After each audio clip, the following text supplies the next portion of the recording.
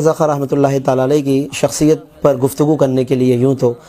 کئی پہلو ہیں، کئی جہتیں ہیں، لیکن خاص طور پر اس وقت جو گفتگو آپ کے سامنے پیش کی جا رہی ہے وہ امام احمد رضا خان رحمۃ اللہ تعالی علیہ کے وہ 10 نکات ہیں کہ جن کے اندر آپ نے امت کو ایک بہترین رہنمائی آپ نے فرمائی ہے۔ اس میں سے ناظرین کرام جو خاص طور پر 5واں نقطہ ہے وہ اس وقت آپ کے سامنے پیش کیا جا رہا ہے، اور وہ نقطہ یہ ہے، اور اس کا خلاصہ یہ ہے کہ اعلیٰ حضرت امام احمد رضا خان رحمۃ اللہ تعالی علیہ فرماتے ہیں کہ جو طلباء تیار ہوتے جائیں ان کو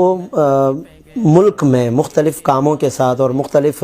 گویا کہ مقاصد کے ساتھ ان کو پھیلایا جائے، تاکہ وہ تحریر اور تقریر کے ذریعے سے اور جہاں جس طرح کی ضرورت ہو اس کے ذریعے سے وہ اشاعت دین کا کام انجام دے سکیں۔ یہ کس قدر اہم نقطہ ہے اور کس قدر اہم بات ہے کہ جو بھی طلباء دین ہیں ان میں خاص طور پر ایک تو اس بات کی طرف توجہ رکھی جائے کہ ان کے اندر کیا کیا اللہ رب العالمین نے صلاحیتیں رکھی ہیں، ان صلاحیتوں کو اجاگر کرنے کی کوشش کی جائے۔ پھر اس کے بعد جس کے اندر جو صلاحیت ہے اس کی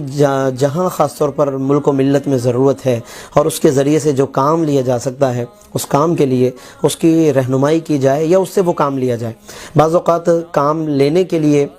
ایک تنظیمی نیٹ ورک کی ضرورت ہوتی ہے، جنہیں اللہ رب العالمین نے اس طرح کے وسائل دیے ہیں وہ یقیناً اس کام کو بہتر طریقے سے انجام دے سکتے ہیں۔ امام احمد رضا خان رحمۃ اللہ تعالی علیہ کی اس تعلیم پر عمل کرتے ہوئے وہ اپنی ان تنظیمی صلاحیتوں کو اور جو بھی اللہ نے ان کو دیگر مالی اعتبار سے خاص طور پر صلاحیتیں عطا فرمائی ہیں ان سے کام لیتے ہوئے مختلف طلباء دین کا ایک گویا کہ نیٹ ورک بنا کر اور ان کو ایک آپس میں چینلائز کر کے اور کنیکٹ کر کے وہ مختلف علاقوں میں مختلف مقامات پر ان کو بھیج کر جہاں جس طرح کی ضرورت ہو، چونکہ طبیعتیں مختلف ہیں، صلاحیتیں مختلف ہیں، جہاں جس طرح کی ضرورت ہو اس کے مطابق وہ ان کو بھیج کر ان سے وہ کام لیں اور ان کو اچھا معقول نذرانہ اور وظیفہ ان کے لیے مقرر کریں تاکہ ان کی معاشی ضروریات بہتر طریقے سے پوری ہو سکیں۔